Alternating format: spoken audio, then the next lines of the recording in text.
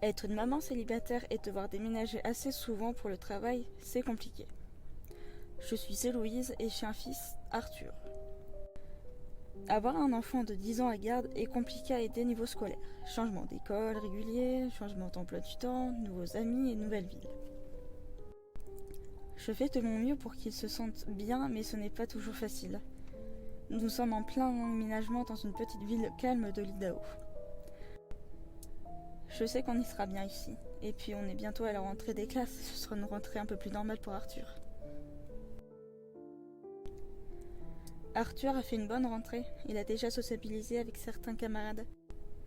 J'espère qu'il se trouvera de bons amis. Arthur s'est fait quelques amis, j'ai pu sympathiser avec quelques parents sympas.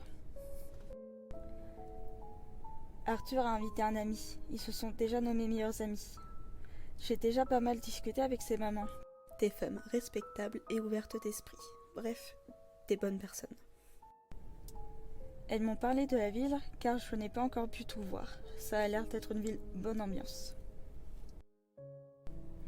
C'est l'anniversaire d'Arthur. Il a invité plusieurs amis, un petit groupe inséparable de l'école qui veulent déjà tout faire ensemble.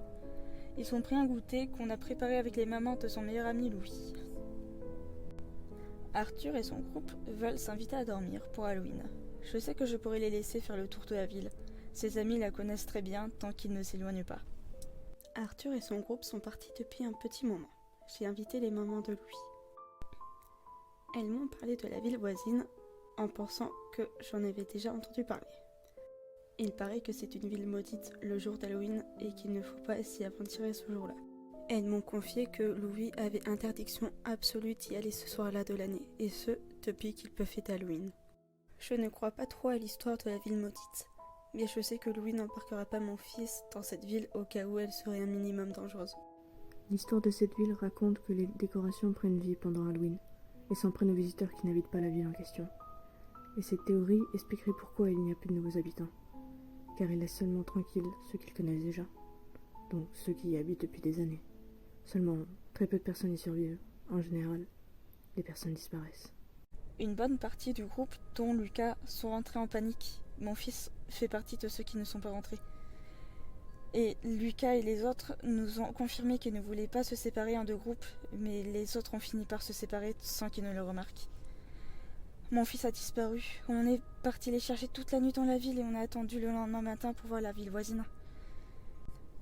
Je n'ai toujours pas retrouvé Arthur. J'ai été voir la police, j'ai parlé à plusieurs voisins et habitants de la ville. Aucune nouvelle. Mais le plus effrayant, c'est que j'ai reçu une figurine comme celle d'Halloween. Elle ressemble étrangement à Arthur. Je ne sais pas si c'est une menace ou un avertissement comme quoi mon fils est devenu une de leurs décorations maudites.